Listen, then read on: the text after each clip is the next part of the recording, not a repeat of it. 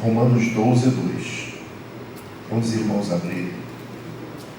E não vos conformeis com este século, né? Ou com este mundo, né? A tradução aí do mundo, desse século aí, está no mundo que a gente cria, no mundo que a gente gera. Eu afirmei na quinta-feira passada que o mundo que a gente vive é o mundo que a gente fala, que a gente declara, que a gente cria, né? Mas transformai-vos pela renovação da vossa mente, para que experimenteis qual seja a boa, agradável e perfeita vontade de Deus. Ou seja, a gente só vai experimentar a vontade de Deus se a gente mudar de hábitos, né? Que hábito nada mais é do que uma série de comportamentos repetitivos. Por isso que ele começa dentro de nós, ele começa na nossa mente, essa transformação. O tema de hoje, para você que está anotando aí, depois fazer uma... A Nana está lá com o caderninho dela lá, junto com o Mauro lá, está anotando. Libertos para viver o agora, é o tema da mensagem. Libertos para viver o agora. E aí eu tenho logo uma afirmação para fazer nesse início, né? A gente nunca vai ser livre se não abandonar, né, o que a gente tem tido na vida que nos controla. Se tem algo que nos controla, que pode nos controlar além da mão de Deus, como o Dudu começou aqui, o Eduardo, né? Nos tira o desejo de querer controlar, de ter tudo nas mãos e de ser mais dependente de Deus. Essa foi uma boa palavra no Ministério de Louvor. Eu agarrei para mim aí, Dudu, muito obrigado. Sido usado pelo Espírito Santo, né? Tem hora que a gente quer controlar, quando as coisas saem do nosso controle. E quinta-feira passada nós falamos o quê? Quando sai do nosso controle, vai cair na mão de quem? No controle de Deus. Isso é fé. E vamos falar um pouco mais disso. Eu indiquei durante a semana passada a leitura de um livro. Eu esqueci de enviar até para o Mauro e para a Nana. Anota aí, Nana. Você, então, que trabalha com educação infantil, vai ser muito bom. Leia com o Mauro, quando você puder. O nome do livro é O Menino, o Cavalo, a Raposa e a Toupeira. Se a Victória conseguir colocar a capa dele aí, tá? Nenhum de nós deve passar pela vida sem ver ou ler algumas coisas. E esse é um livro que a gente não pode morrer sem deixar de ler. O Menino, o Cavalo, a Raposa e a Toupeira. Já leu esse livro? Já leu, Pedro? Não é um livro religioso, não, tá? Não é escrito por pastor ou por um padre, né? Mas esse livro, gente, ele carrega uma mensagem universal sobre amizade, esperança, coragem e, acima de tudo, propósito. Então, olha lá, a Vicky projetou aí. Quem puder colocar no grupo da igreja aí, quem está em tempo real aí, abre o Google aí, bota essa capa aí. Olha lá, não deixe de ler com sua família antes de partir. Antes de partir, não deixe de ler esse livro aí. Esse livro fala de uma jornada de 4 personagens, Breno, totalmente diferente entre eles. Tá bom? Cada um com uma voz, mas todos eles buscando algo em comum. Sentido e direção para a vida. É mais ou menos como na igreja. Cada um de nós aqui tem uma tendência, cada um de nós tem uma afeição política, do futebol, estilo de roupa, estilo de cabelo. Cada um de nós tem diferenças entre nós, mas todos nós aqui estamos buscando um só sentido, que é seguir a Cristo, que é chegar lá, né? E assim como nesse livro, a Bíblia também faz esse convite, né? Para que a gente deixe hábitos que nos tirem da presença deles, do Espírito Santo de Deus e do Pai, né? Do Deus único e trino ao mesmo tempo, né? Que nos aprisionam. Hábitos como medo, que existia muito nessa relação aí desse livro que você vai ver, insegurança, muita insegurança, procrastinação, desânimo, você vai ver direto nesse livro, né? E abraçarmos hábitos que nos libertam, como a gente falou quinta passada, e vamos continuar hoje, sobre fé, a esperança, o amor e a confiança em Deus. Romanos 12, 2, que a gente leu lá em cima, mostra que a transformação vem pela renovação de quê, gente? Dá uma lida aí de novo. Pela renovação de quê? Das coisas que a gente pensa. Tudo nasce nas coisas que a gente pensa. O nosso pensamento é o nosso maior estimulador ou o nosso maior sabotador. Né? É através do nosso pensamento que o Espírito Santo se achega a nós ou se afasta de nós. Né? Eu é que sei. É Deus quem sabe. Mas se os nossos pensamentos não baterem com o dele, com o de Deus sobre nós, não vai haver uma união, uma conjugação, não vai haver uma liga. E aí, não é Deus que se afasta de nós, somos nós que, com as nossas ações, através de pensamentos, nos afastamos de Deus. Por isso que é muito importante essa série de mensagens. É triste, né, olhar para a igreja tão vazia. É triste ver que algumas pessoas ainda não entenderam o propósito da quinta-feira, ou, infelizmente, tem coisa vencendo a quinta-feira de Cristo, né? Tem irmãos que não entenderam esse propósito ainda, que a quinta-feira é um momento de parar e de buscar fortalecimento. Nesse domingo até, uma irmã chegou e falou: pastor, eu não estou entendendo. Eu falei: você não está entendendo a série de mensagens porque você só vem no domingo, né? Que as coisas estão interligadas. Tá?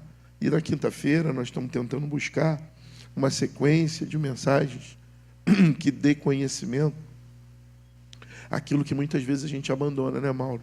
A gente está muito preocupado com outras coisas, está muito preocupado em demônios, em guerras, em batalhas, e a coisa está pequenininha. É um hábito que a gente precisa mudar, para mudar muita coisa na nossa vida. Então, assim, com alegria, eu quero exaltar a presença de vocês, né?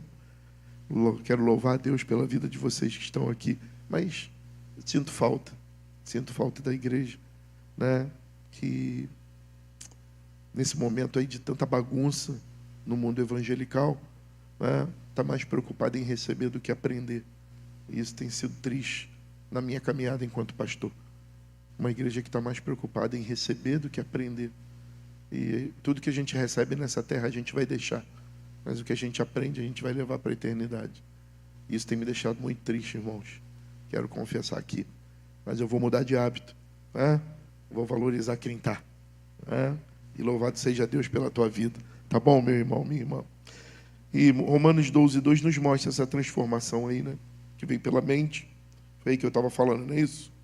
Seja de hábito, mas que nascem nos pensamentos, Breno. É no nosso pensamento que nasce a vontade de desistir, a vontade de parar, a vontade de largar tudo, a vontade de voltar para o hotel, a vontade de fazer um montão de coisa.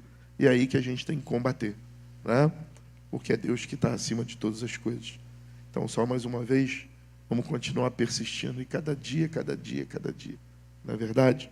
Então, a nossa cabeça não é só sua, a minha também. É o nosso pior vilão. Nossos pensamentos podem ser nossa maior bênção e nosso maior vilão.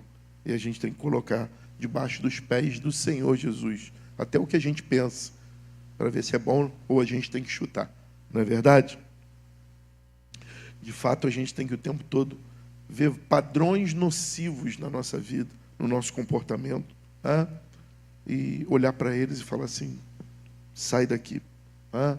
O dia a dia está me analisando, nos analisando. Se aquilo que a gente está pensando, se aquilo que a gente está vivendo, se aquilo que a gente está falando são padrões de comportamento que nos libertam ou se não liberta, o que ele faz, Reginaldo?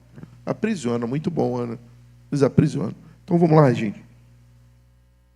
O primeiro hábito, né, que nos liberta, que a gente deve deixar para conquistar outro, é: quem vive com medo não tem fé. Então, o hábito de viver com medo, ele precisa ser deixado se eu quero viver pela fé. Não tem como, Breno, eu querer viver pela fé sendo uma pessoa em que o medo me paralisa. Não é verdade? 2 Timóteo, anota aí. 2 Timóteo 1,7 diz assim: porque Deus não nos deu espírito de covardia, mas nos deu poder, amor e de moderação. Veja bem que moderação não é medo. Medo é o que paralisa. Moderação é o que nos faz analisar para avançar ou defender. Nunca recuar. Espera aí, não é a hora, mas isso aqui não está jogado fora. Eu vou guardar aqui para no momento certo executar. Agora, o medo, ele paralisa. A pessoa não anda para lado nenhum. Ela nem para, espera aí, tem que dar um passo atrás, ou tem... Não, o medo te paralisa e você não sai daquele lugar e fica ali, e a fé não pode chegar. Nesse livro que a gente colocou aí, gente, tem um momento que o menino pergunta: qual foi a coisa mais corajosa que você já disse? Ele perguntou por cavalo, né? Qual foi a coisa mais corajosa? Eu anotei essa frase para colocar aqui. E o cavalo responde, sabe o quê? Ajuda. Pedir ajuda pode ser a coisa mais corajosa que a gente pode fazer. Quanta gente está sofrendo sozinho, morrendo sozinho, desistindo com medo dos seus planos, dos seus projetos, porque não pede ajuda. Tem gente que não pede ajuda a quem está do lado e não pede ajuda a Deus. E muitas vezes o medo nos impede de pedir ajuda. Vou pedir ajuda para a Vitória, sei lá o que ela vai pensar, né? Sei lá o que ela vai achar de mim, né? Mas a primeira coisa, anote isso aí para você não esquecer. A primeira coisa de alguém que tem fé, que ele tem, Dudu, é reconhecer a fraqueza dele. Ninguém que não reconhece sua fraqueza tem fé. Porque a fé é dependência. E eu só passo a depender daquilo que eu não tenho. Então, eu primeiro preciso reconhecer a minha fraqueza diante de Deus, diante das coisas, diante dos fatos, para eu dizer assim, eu vou exercer um caminho de fé. Eu acho tão triste de pessoas que parecem super-homem. Estou falando de membro, não, estou falando de líderes, de ainda ter uma postura de super-homem e diz que tem fé. Ter fé só para conquistar é muito fácil, gente. Agora, a fé é para ser usada em algo que não está se pregando, no tempo da carestia, no tempo da ausência. A fé, hoje, só é usada nos púlpitos para conquista. Você tem que ter fé para ter isso, você tem que ter fé para conquistar aquilo, você tem que ter fé para prosperar. E a fé dos pais da igreja era para morrer por Cristo. A fé pelos primeiros cristãos eram para ser esquartejado por Cristo, jogado aos leões. O pastor Lucas colocou no grupo da igreja uma carta de um dos governadores de Roma falando o que Nero fazia com os cristãos. Quantos pararam para ler no grupo da igreja? Então veja que o preceito de fé mudou ao longo do tempo para a igreja. Fé hoje é para ter, e a fé antes era para ser. A fé de um cristão é para ser, continuar um cristão. Quando lá no teu trabalho, Pedro, uma mulher sem vergonha viesse afirmar, aí você tem que ter fé para ser o marido cristão, o homem cristão, o macho cristão. Eu estou 40 anos me relacionando com uma só pessoa, que é a pastora Janaína. Eu acordo e durmo todo dia. Nem todo dia são flores, nem todo dia ajuda. O Mauro, ele diz assim, coragem não é a ausência de medo. Coragem, anote isso aí, não é a ausência de medo. Tudo bem que não é um versículo, mas é uma frase que estimula. Coragem nunca foi a ausência de medo, mas foi agir apesar do medo. Eu citei domingo passado, para quem veio vai ser repetitivo, né? No filme Casa de Davi, na série Casa de Davi, na hora que ele vai indo em direção ao Golias, o irmão dele falou, por que você não tem medo? Ele disse, eu tenho medo. Só que eu sei quem é o Deus de Israel. E vocês estão paralisados olhando para o Golias. Então, na hora que vier qualquer afrontamento, qualquer luta, qualquer afronta para nós, não pense que se você está sentindo medo que você não tem fé, não. A fé nunca foi sentir medo. Nunca foi a ausência de fé sentir medo. Mas enfrentar mesmo com medo. Caminhar mesmo com medo. Vencer mesmo com medo. Andar mesmo com medo. Não paralisar. Sair daquela posição. Esperando que O meu caminhar é o que eu estou fazendo. E o que eu estou com medo, que é o impossível, alguém irá fazer por mim. Essa é a diferença. Você pegou isso aí, Reginaldo. Glória a Deus por isso. Tá? Então, o hábito que nos liberta é viver pela fé e não pela paralisia do medo. Olha para quem está ao seu lado e diz assim, o medo nunca mais vai te paralisar. Ele pode até bater tua porta, mas não vai parar. Outro hábito, gente, que nessa noite a gente vai anotar aí para trocar, é o hábito da solidão precisa ser trocado pelo hábito da comunhão.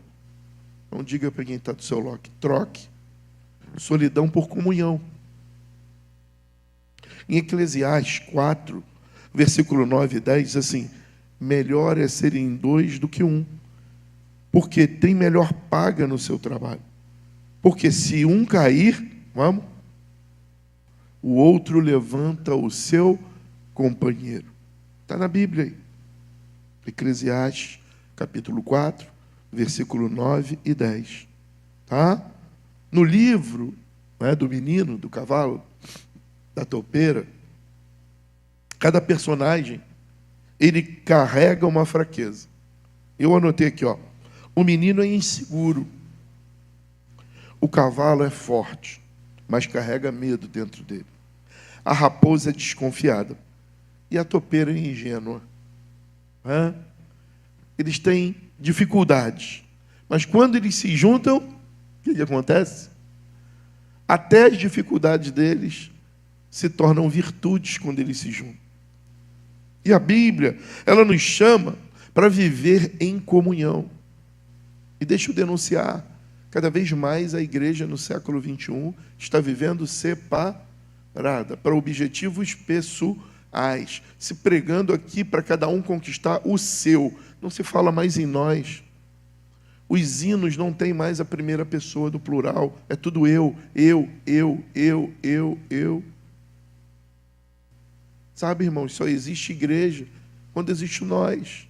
Tem muita gente que interpreta errado a carta de Paulo ao Coríntios, quando ele está instruindo sobre a ceia, ele diz assim, para que não coma do pão e não beba do vinho indignamente. As pessoas pensam que Paulo está falando ali sobre...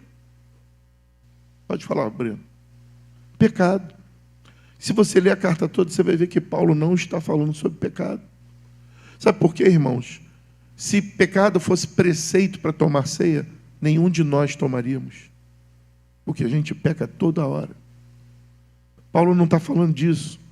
Porque a Santa Ceia hoje, a igreja, né, em forma de bênção, pega o pão, pega o vinho, faz o ritual e crê que ela é um sacramento, um sinal visível de um Deus invisível em que Ele se faz presente.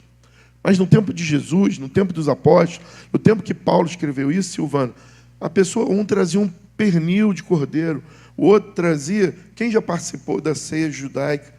A ceia judaica, e a gente tentou reproduzir a ceia que Moisés tomou. Alguém? Era a ceia que Jesus comia. Ele pegou dois elementos da ceia, o pão e o vinho, mas não só tinha pão e vinho naquela mesa. Tá bom? Tinha tudo aquilo que vocês já participaram comigo, e se Deus quiser, o ano que vem nós vamos conseguir fazer aqui, né? Então, o que acontecia? Aqueles que moravam mais próximos do templo eram os mais ricos. Os mais pobres vinham de mais longe. E o que acontecia, Silvano? Os mais ricos comiam tudo aquilo que eles traziam e mais um pouco. E quando os mais nobres chegavam, eles estavam embriagados, estavam de barriga cheia, porque comeram tudo do bom e só sobrou o resto. E aí Paulo bate dizendo a seguinte coisa: não participais da mesa indigna, de forma indigna, sem pensar no seu irmão.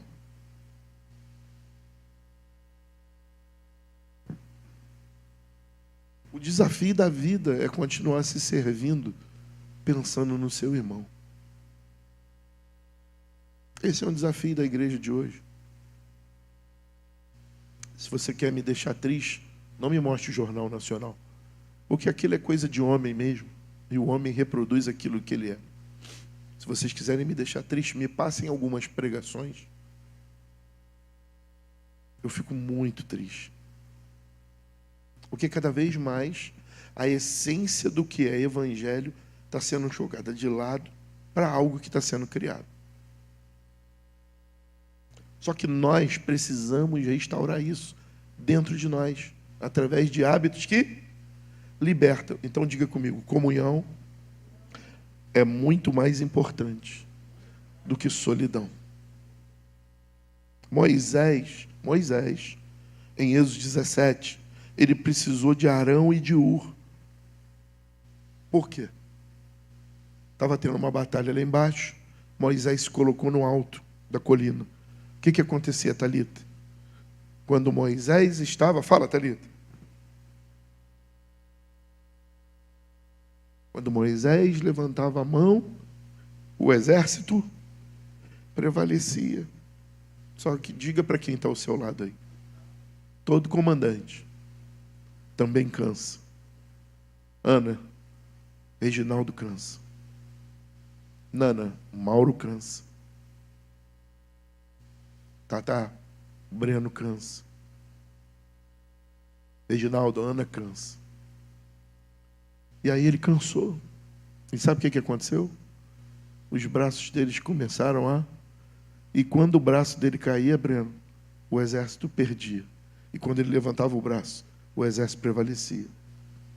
E aí, para o povo vencer, Abraão precisou de 2 ajudantes, em que ele teve a coragem de pedir ajuda. Está aí, anota aí para ler em casa, Êxodo 17. Então, querido, o segundo hábito que liberta é andar com pessoas que nos levantam no caminho. Cuidado com quem você anda. Nem todo mundo que a gente anda, que a gente conhece, está disposto, no momento de maior dificuldade da sua vida, a te levantar, a orar por você, a estar com você. E o terceiro e último hábito dessa noite é o hábito de olhar para trás. Precisa ser trocado pelo hábito da esperança. Esse olhar para trás não é olhar para trás para ver se vem carro, olhar para trás para ver se você vai bater, não. Olhar para trás para se localizar e se posicionar e continuar a trajetória, tudo bem. Tá? É que muitas vezes as pessoas param e só ficam olhando para trás e dizendo, naquele tempo, eu vivia assim, lá atrás era assim, como era bom, e deixa de olhar para frente. O passado, ele é bom quando ele nos dá esperança para não errar. Agora, quando o passado nos faz perder o interesse no futuro, aí é maldição. Em Filipenses 3, no capítulo 3, tá? Versículo 13 e 14. O que diz aí? Paulo ilustrando aí. É um versículo bem conhecido. 13 e 14, Vicky. Irmãos, quanto a mim, não julgo ao ver alcançado, mas uma coisa eu faço. O que ele faz? Esquecendo-me das coisas que ficaram para trás, para a gente viver nova vida. Para a gente viver nova vida. O importante é que tem nova vida para frente. Amém? Sacode 10 aí e fala, anima-te. Nesse livro, gente, que eu indiquei vocês para lerem, há uma frase marcante. Puder projetar ele aí de novo, Vicky, o livro. É gerado num diálogo entre o menino de novo e o cavalo. O menino está em cima do cavalo, igual está na capa do livro lá. Eles estão andando num despenhadeiro e, de repente, vem um nevoeiro, Pedro. Um nevoeiro intenso. E aí o menino começa, como foi colocado lá, né? Eu disse que o menino era inseguro. O menino começa, e agora? Nós vamos cair. Estamos no despenhadeiro. Agora veio esse nevoeiro. A gente não sabe para onde está andando. Aí o cavalo, que tem medo. O cavalo, como eu disse, ele tem medo, mas ele é forte. O problema não é ter medo, o problema é ser fraco. O cavalo tem medo, mas ele é forte. O cavalo olha para o menino e fala assim, calma, para. O menino, mas a gente não consegue ver para onde vai. Nós vamos cair, nós vamos morrer. Aí o cavalo fala para ele assim, olha para baixo. Aí ele olha para baixo. Aí o cavalo pergunta a ele, Dudu, você consegue ver o próximo passo?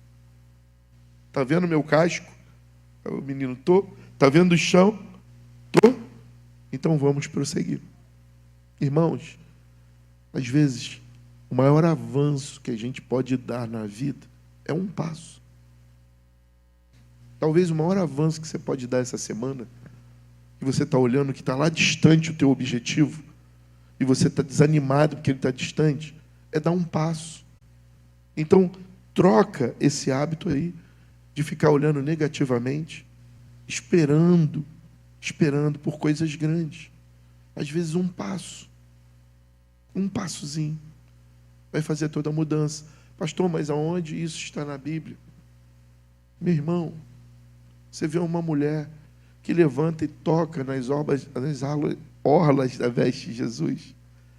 Aquela mulher, Breno, indigna, tratada como maldita, aquela mulher é colocada como alguém que tocou em Jesus e ele falou, saiu virtude de mim.